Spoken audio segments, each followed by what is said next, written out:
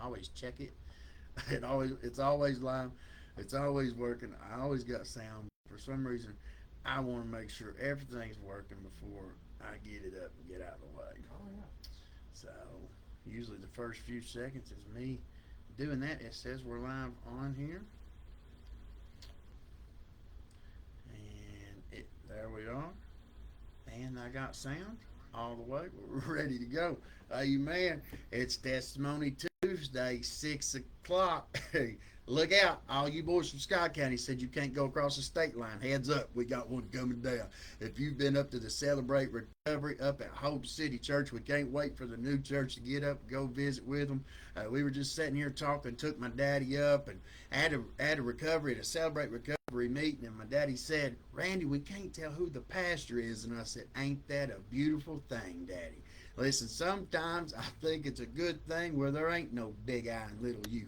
It's all just God's people in there fellowshipping and loving on each other. I promise you, Hope City Church will love on you. If you belong to another church, don't go, because they will kidnap you and they will get you involved. They will give you something to do. I feel like I belong up there, and I don't hardly get to go up there very much, but I know this: every single person up there, every pastor up there has loved on me, not just at the church, but if they see me up at the car shows, Bruce coming through in his car, he will pull over and talk to you and love on you. Sean Burnett will, I just messaging him, talking to him, he will love on you. And Brother Isaiah in here right now, listen, we're not strangers anywhere we go, and I need people like that. I need people that love on me, encourage me, support me, tell me when I'm wrong, tell me when I need to do stuff. I need people surrounding me absolutely 24/7. Because I have this thing inside of me that says the things I would not, that which I do, and the things I do, I would not. If you don't understand that, then you don't know who I am. Because I want to do good. But where good is, evil's always present. There's a man inside of me that helps me, and there's also a flesh that I have to deal with. So, I am not going to take any more time. I just want to welcome every one of you here. I want to let you listen. Uh, Somebody forgot to tell Brother Isaiah that he couldn't come out of drug addiction, be sober 20 years, be a pastor, right? Listen, we've had couples on here that people say they couldn't do. I love when God does what he wants to do and we get out of his way. So I love it. I'm going to get out of the way, and as soon as he gets done, I'll be back. Thank y'all. There you go, bro.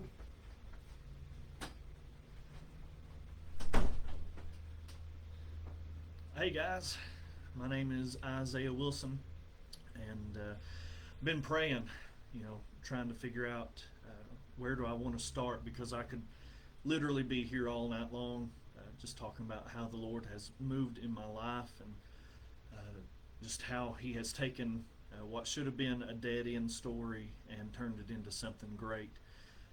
So I'm just going to start from the beginning. As Brother Randall just mentioned, I am an associate pastor at Hope City Church, and never thought that I would ever be that. Never thought that my life would work out in that way. So I guess I'll start just by mentioning that I am adopted, and I was brought home from the hospital by biologically they are my aunt and my uncle, but I call them mom and dad. And I have known that I've been adopted since as long as I can remember. It's never a secret. And the reason why I mention that is not because it had anything to do with my addiction, but I mention it because um, I love I love adoption. I love that the Lord speaks about adoption in the Word. The thing about adoption, and what's so special about adoption, is uh, my mom and dad, who brought me home from the hospital, they chose me. They chose to love me. They chose to bring me into their home. They chose to treat me like a son. They didn't have to do that. They didn't have to do that. And so, sometimes people ask me, well, does it bother you that you've been adopted? Do you struggle with any of that stuff? No, I don't struggle with it because my mom and dad chose me, and and that's what the Bible tells us that the Lord did for us. And so, listen, I'm just this doesn't have anything to do with my testimony, but I just want to tell somebody. I want to talk to somebody. I don't know who you are. I don't know what your family life was like. I don't know what your relationship with your parents is, and I can't tell you, that your parents, maybe they didn't want you, maybe they didn't, maybe friends didn't want you, and I am sorry for that. But I want to tell you that there is one who does want you. There's one that absolutely wants you. His name is Jesus. And if you will just come to him, he will adopt you right into the family.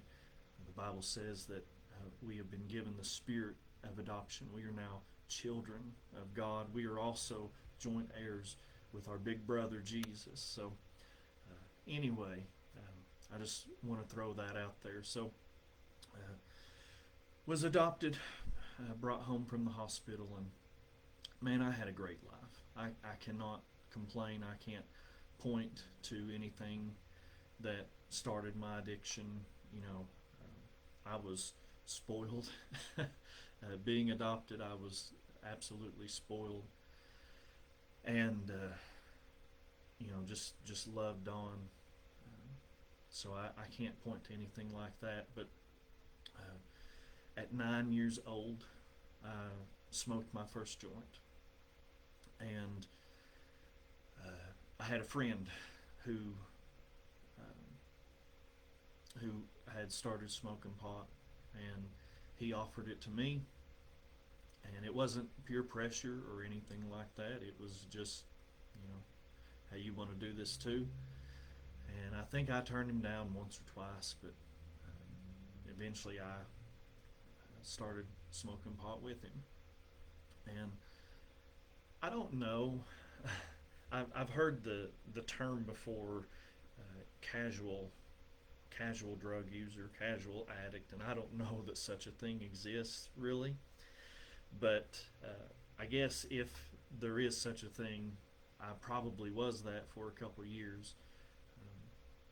I was smoking pot on weekends, and once or twice a month, maybe.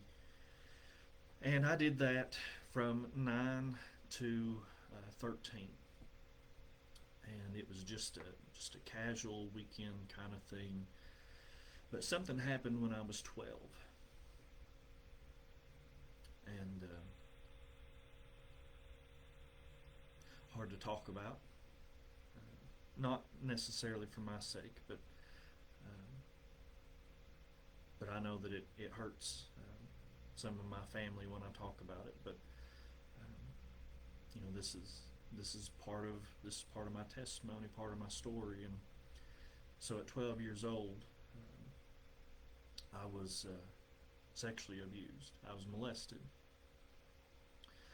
and won't go into a whole lot of detail on that, other than to say that it just spiraled me. I went into depression, went into fits of anxiety, didn't even know what was going on, and that stuff leaves lasting impressions on you for years and years and years that you just kind of have to unravel. And so it was almost 10 years, I think, before I actually even realized what had happened, honestly. And but regardless, it definitely spiraled me into a path. And I think I look back on it and I wonder, what was it about that really drove me into my addiction? And to be clear, I'm not blaming anybody for my choices, right? That was my choices, to get further into my addiction and just to drive into the middle of just madness. But but I think that I was just looking for. I think I wanted to feel how I felt before I was abused. I think I was looking for. Um, I think I was looking for that innocence, that feeling of innocence, and that feeling of, um, just no guilt, and because that, there was all of that stuff that was going on. I was convinced that it happened, that it was my fault that it happened, and just all of these things, and it was quite an interesting time, and it wasn't a one-time thing. It happened several times, and every time that it would happen, it would just send me, further into just depression. And so at 13, I was introduced to pain pills, and I liked them. I liked them a lot. Mainly, what I liked was, for a moment, I didn't have to feel all of that guilt and all that depression. And it never lasted, though, right? That's the big hang up. That's the rub, right? It never lasted. And so I went from smoking pot once or twice a month to now I'm looking for pills every day. And somehow I managed. It was like there was this line where, and I never even thought about it, but I just did it. I never did anything at school.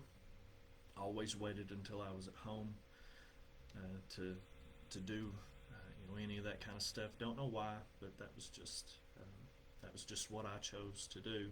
I think in the back of my mind, I knew that if I ever crossed that line, that I was just that I was probably just going to be gone. And so did pain pills for 3 years, 4 years.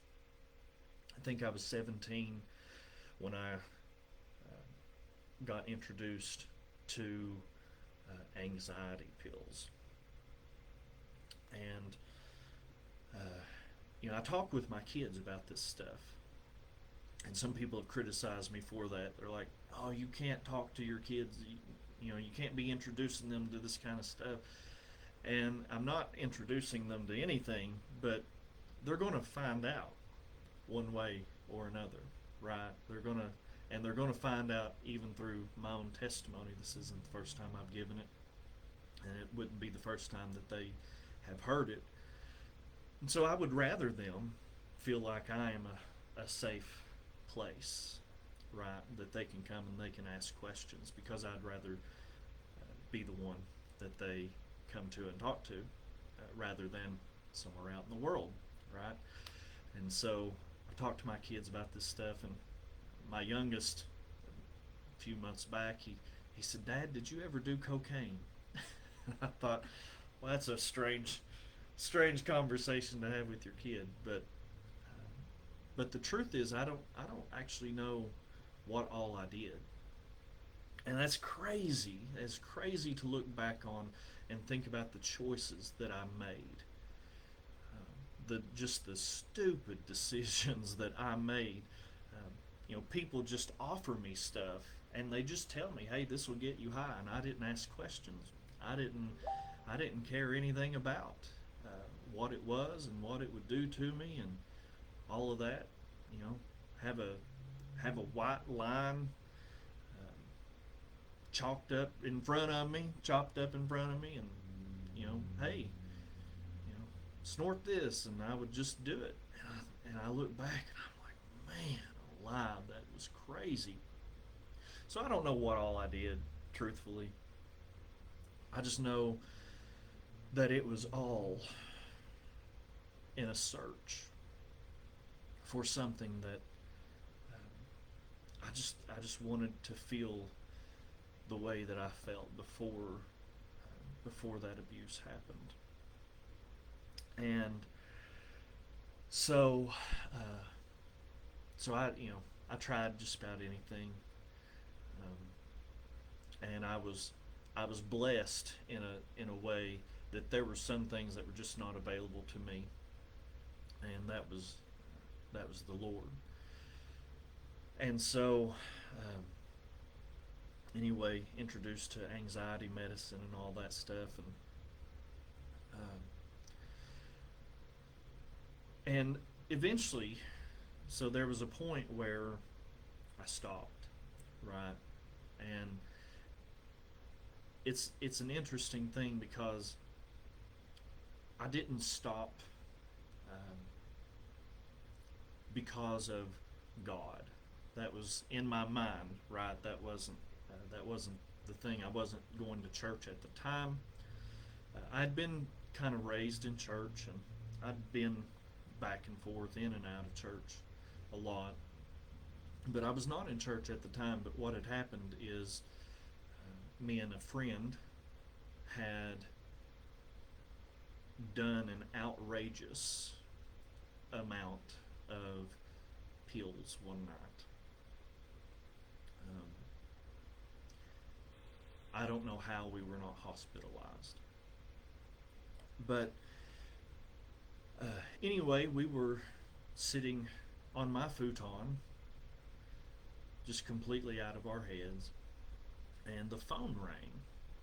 And it was probably 2 in the morning, 1, 2 in the morning. And my friend and I were in my house by ourselves. And like I said, we were 17.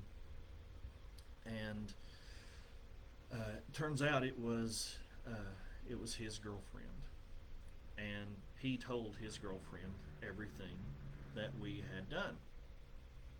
And come to find out, his girlfriend was spending the night with my girlfriend at the time, who I'm not really allowed to talk about because that it is not my wife. And so I'm not going to talk about that too much, but long story short, got on the phone with my girlfriend at the time, and she said, "Isaiah, you're scaring me." And I told her, I said, I'll never do it again. And I have no idea. It was such a strange thing. I didn't know why I said that, didn't know why I had made her that promise. I do know that that was the first time that I realized that what I was doing hurt somebody else. Because I believed this lie, right, that, well, I'm just hurting myself and it's just affecting me and nobody else. And I hid it real good too. Nobody knew. I had just a handful of very close friends that knew anything about this. My family didn't know about it. I think my mom suspected that something was going on, but she did not have any idea the extent of it. And so I thought, I've hid this so well, and it's just affecting me. And then my girlfriend at the time found out, and crying, begging me to just be careful and not overdo it. And I told her then, I'll never do it again. Well, I had a problem with that because I had quit about 1,000,000 times. I had quit roughly 1,000,000 times, right? And most of the time I didn't even make it the day. But I was in complete denial. I'm not addicted. I can stop anytime that I want.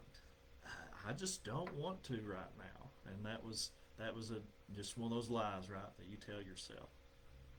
And so but this was different because now I hadn't just said it, now I had promised it to somebody. And, you know, and at the time I didn't think anything about this being the Lord, but I look back now and here I am, you know, 21 years later. And I look back and I see how the Lord moved all throughout it. How he just orchestrated the whole situation. Because he knew, um, he knew I would be unable to do it. And I'd have to turn to somebody or something for some help. And so I had tried, you know, everything that you can think of to quit before. And I know I'm going kind of quick through this testimony. I could tell you about the ways that I beat myself up and hated myself for just going back to it, going back to it, going back to it. But just always looking, right? Just always searching for that feeling, for that innocence that I had lost, that had been taken from me. And so I knew, right? I knew I've quit 1,000,000 times on my own. Most never lasted 24 hours. I always found myself just back in the same mess. And so I thought, you know, I've tried willpower. I've tried trying to have like some accountability people, but I was so crazy that my accountability partners, right, there's only a few people that even knew that I was doing it, but the ones that knew that I was doing it were doing it with me, and those are bad accountability partners. Right? Seems obvious now looking back, but wasn't at the time for some reason. So I thought, man, I've tried just about everything. Tried just about everything.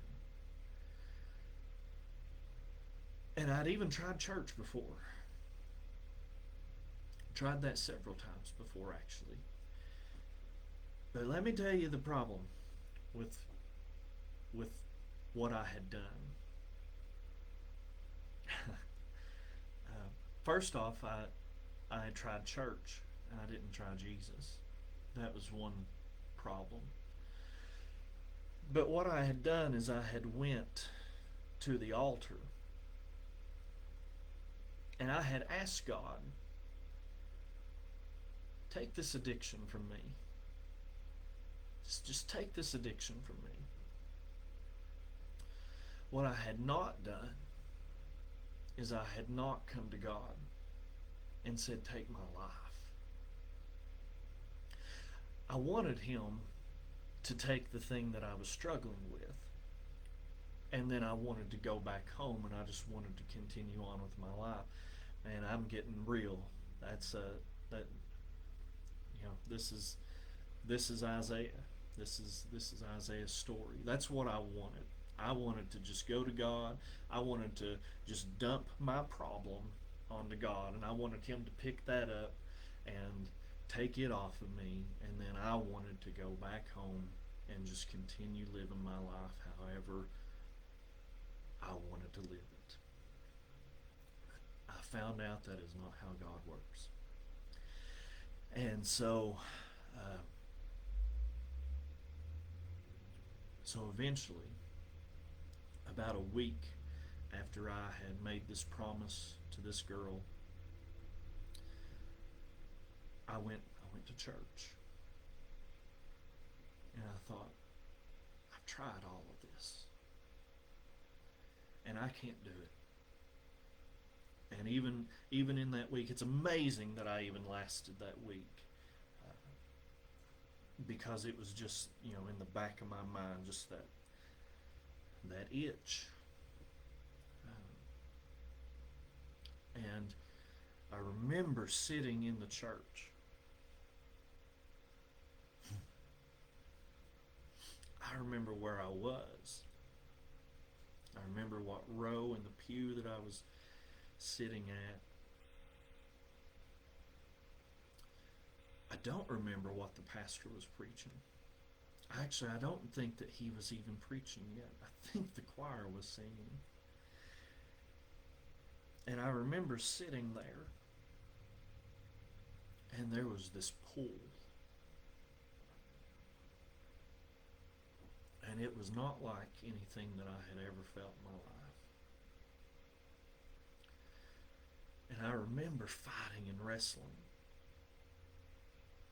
Because the pull that I was feeling, I knew it was not to go up to an altar and ask God to take my addiction from me. I knew that's not what it was. This pull was to give my whole life to Him. And I remember fighting. Not because I didn't want to. I was fighting because I was trying to tell God that He didn't want my life.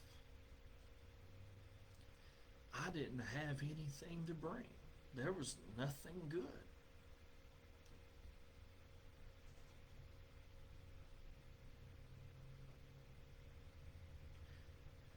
And it was like the Lord just spoke. And He said, if you'll bring it to me, if you'll bring your life to me, I'll make it good.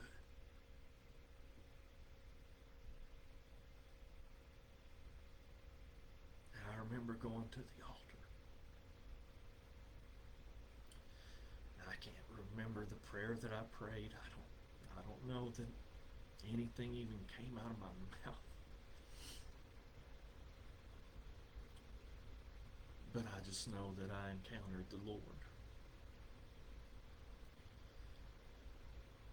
And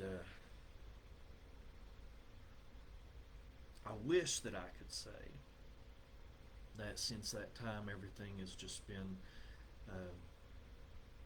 just roses and dandelions and tulips.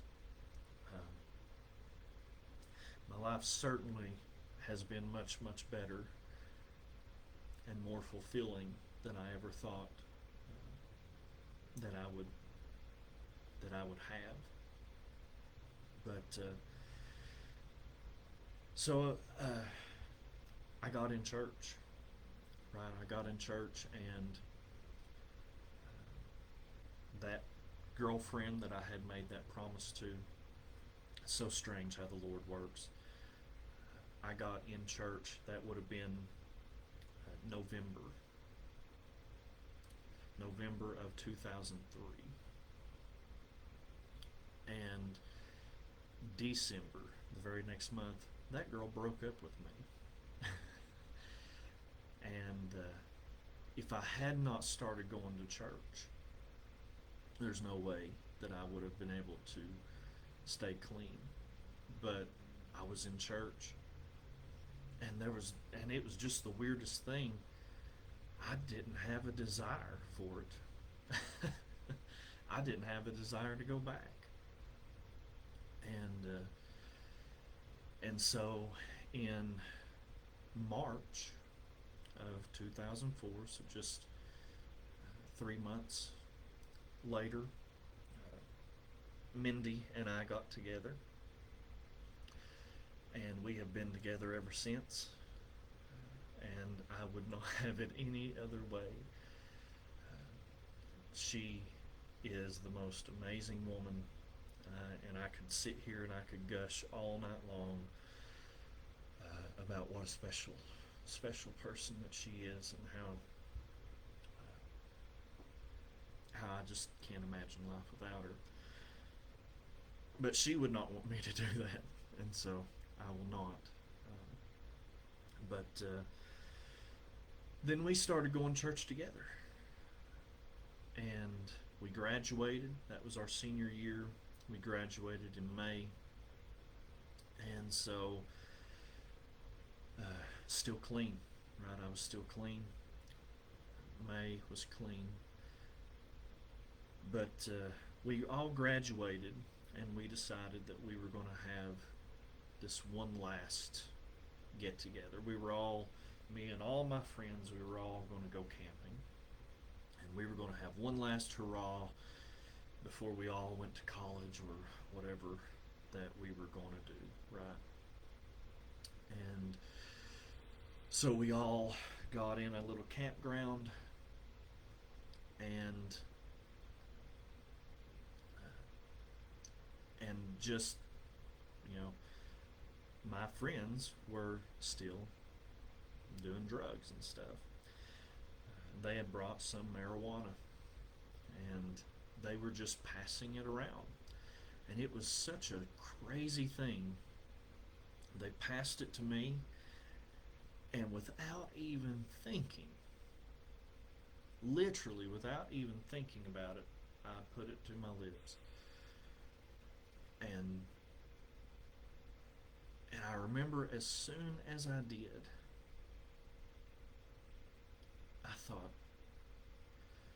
this isn't me. This isn't what I want to do. This is not who I am anymore.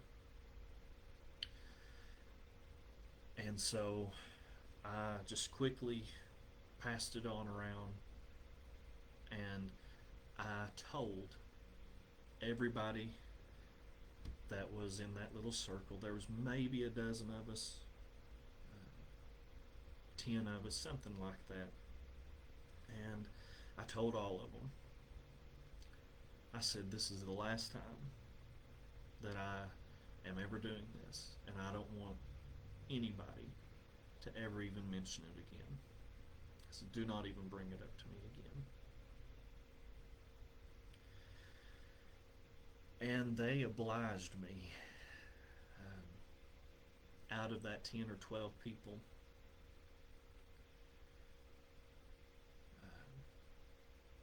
that was 2004, June of 2004. Out of that 10 or 12 people, I have only talked to 2 of them since then.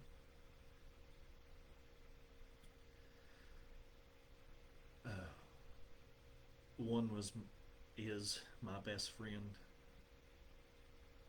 and the other was Mindy, who is now my wife. But all the others I've not talked to since. And but I had to do that, right? I had to do that. I could not.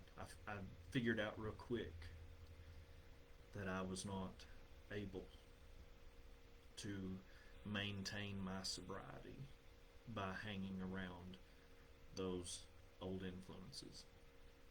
Now, if they had, got clean and all that, then, would have been a different story. But they were still in the madness, and I could not put myself back into that. And that one night was proof of that. How quickly, without even thinking, that I could just slip into it. So, but June 2005. 2004. June 2004 was the last time that I had done anything. And so, as of June of this year, it has been 20 years that I have been set free. 20 years and I remember when I thought 24 hours was a long time.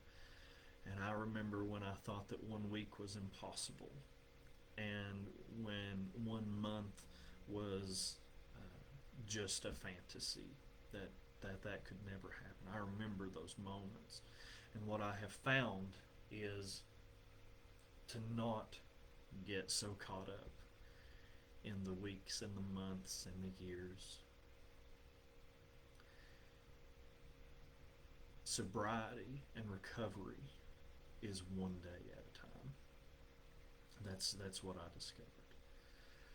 It is one day, and sometimes it's not even one day at a time. Sometimes it is 1 hour hour at a time. Sometimes it is 1 minute at a time. A week is very overwhelming, but 1 minute and 1 hour is not so much.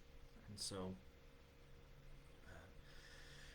anyway, I remained in church. Me and my wife, girlfriend at the time, we weren't married yet, but we got married January of 2005. But we remained in church, and you have to understand, right, that if you look at me now, you do not know Isaiah Wilson from 20 years ago. I promise you that you do not know who I was 20 years ago. I was the most nervous and anxious, shy, bashful, backwards person that you would have ever met in your life. You could not look at me without me looking to the ground and my face turning red. If you had told me that the Lord would call me to preach, I probably would have been absolutely mortified and I would have just ran. But when I was 20, the Lord called me to preach. And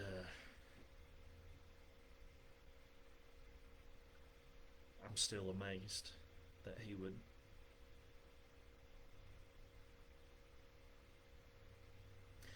I'm amazed that He knows all of my past.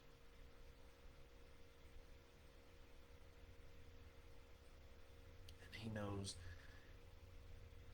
everything that I did.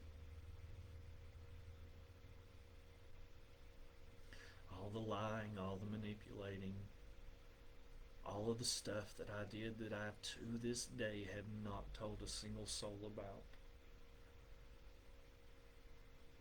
He knows all of that. And He looked at me and, adoption, right? He looked at me and He said, that's who I want. And then He looked at me and He said, that's who I want to preach my word.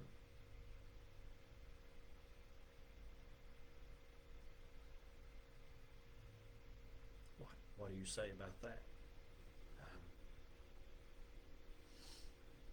So I have been on this path for a long time.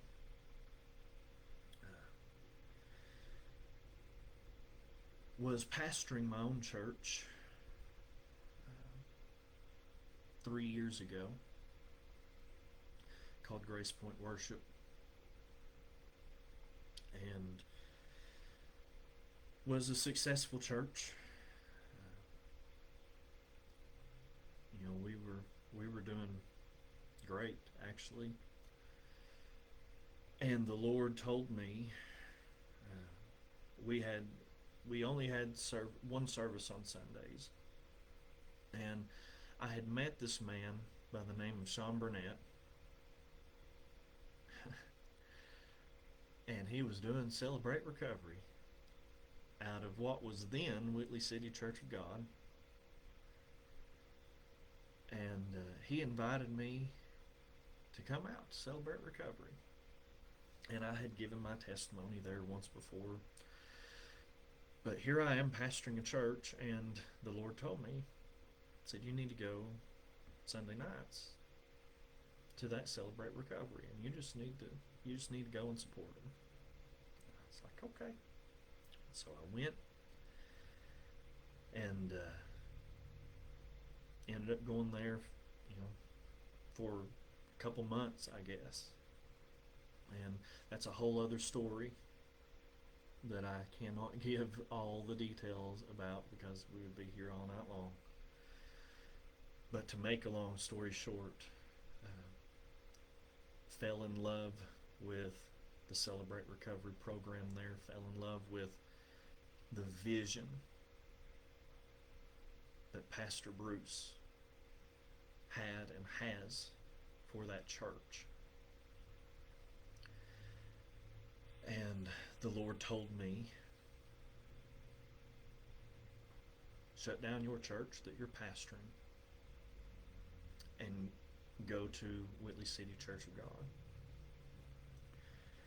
And I thought that that was the end of my ministry. I cannot tell you how distraught I was. But I knew that I had to do it. I knew clearly that the Lord had told me to do it. Because I'm going into a church where they already had ministers. They had preachers just coming out of the pews, just preaching, and they had leadership in place already. And I thought, well, this is the end of my ministry. And I thought maybe I'll be able to do some kind of Bible study or something. Maybe there's something that I can do.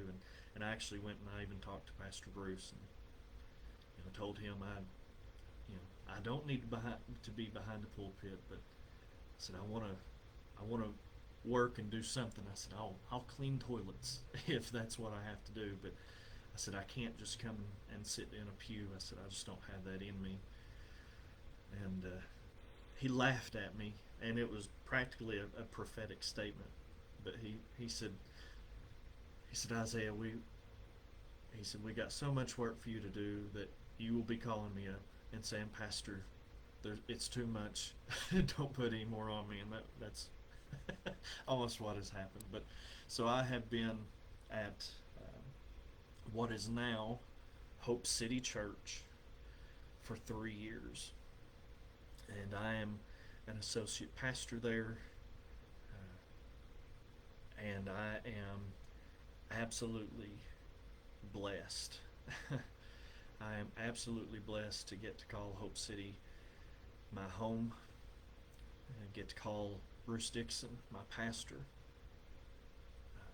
get to work alongside some mighty men and women of God,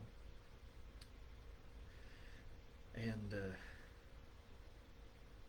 that's what God can do, right?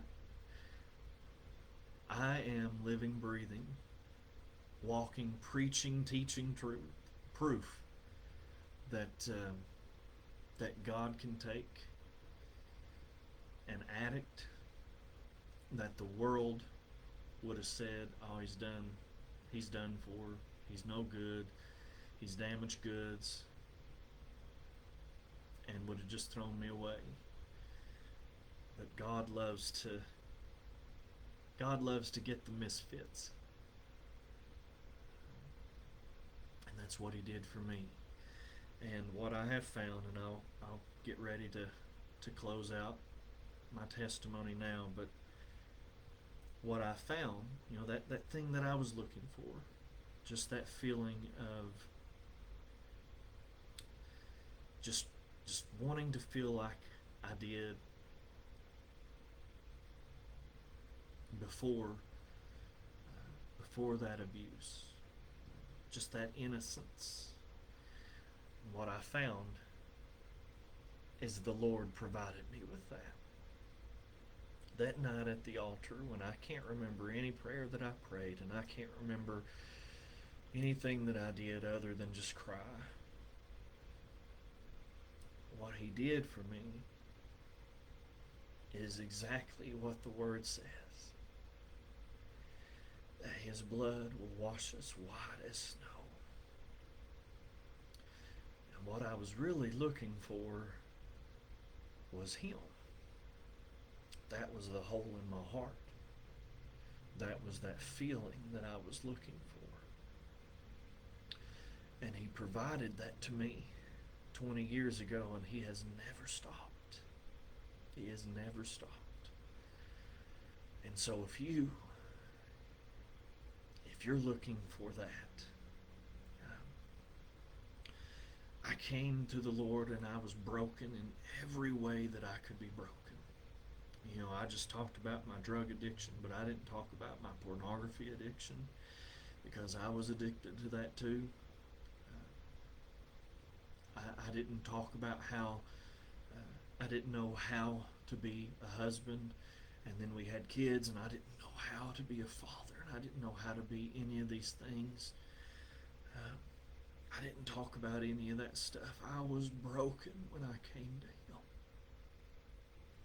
As broken as a person can be.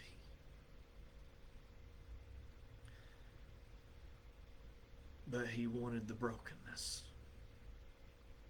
And he turned it into something that Isaiah never could have done on his own. Never, ever, ever in a million years. Because every single thing that I ever tried to do on my own completely and utterly failed. But when God came in and I just gave Him my life, I said, Lord, I don't have anything of worth, anything of value to bring to You. But what I have, I give it to You. I think the Lord was just waiting for that. And if that's you tonight, I'm going to tell you, I think He's probably waiting for you to bring all that brokenness to. And it is not too broken for God. So that's it. That's all I got. I love you guys. Thank you for hanging out with me and listening to me ramble on. Love you guys.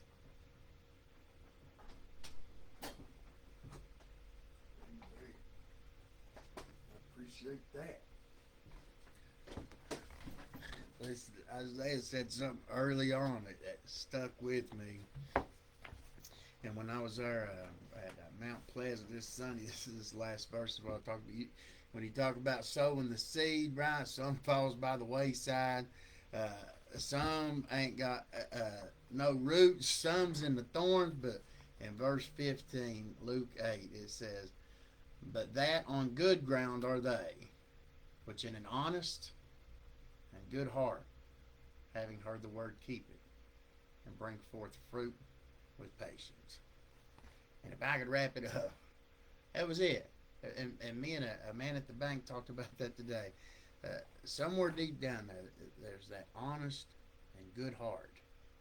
And I believe you can look at him and think that Isaiah, hey, not just look and think, hey, I sat and look at him and think, there's no way this man did anything bad, right? Like most people say, they look at me and can tell I was kind of sketchy. But Isaiah, I'm just like, there's no way, right? But there's so many people around this community that you think has never messed up, that you're the only one that's made the mistakes.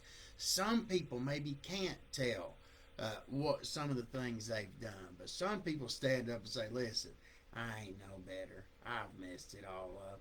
Isaiah said it best. He said he had nothing. Nothing. It said, even now, our righteousness is filthy.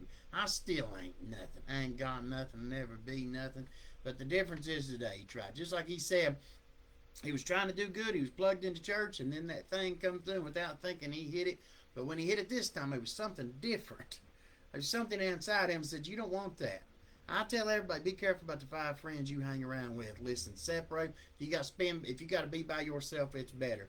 Because if we know without a doubt, without even thinking about it, he said he's done drugs. He don't even know what they was. Just somebody said, do this. So then you know you have to be very careful. Heard stories just yesterday. People in the emergency room. Listen, all kinds of mess going on. You never know what's in this stuff anymore. I'll just say that. You got to be very careful. And then to leave a church, that's going. A preacher helped me with that, Brother David Barnhouse here. He said, Randy, you never leave a church because you're mad. And I said, listen, I thought that's the only reason people left. That's all I'd ever heard of, right? That's a true story.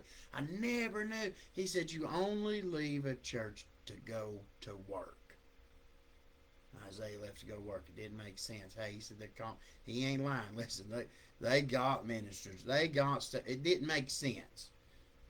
What I found out is when God's doing stuff, it usually don't make sense to us. We can't figure it out. And if he tells us what's going on, we'd mess it up. If he went in thinking he's going to be the associate pastor, he'd have messed it up. But luckily, there's a pastor there that said, hey, it ain't no big me story. Brother Bruce Dixon is probably one of the most humble men Brother Sean, always inviting people, looking for more things, going out grabbing people.